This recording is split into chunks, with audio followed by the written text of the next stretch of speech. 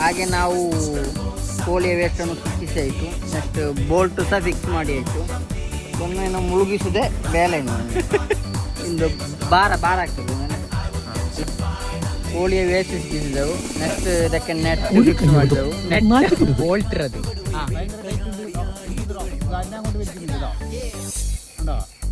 ಬೇರೆ ಪಡಕಪಟ್ಟ ಮೀನು ಇದಾವ ಬೆಲಿക്കുന്നുണ്ട് ಎಮ್ಮಳೆ ಬೆಲಿക്കുന്നുണ്ട് ಇದಾವ. ಏನಾಗಿದೆ ಗಾಳ ಏನಾಗಿದೆ? ಅದು ಮೀನು ತಗೊಂಡೋಗಿದೆ.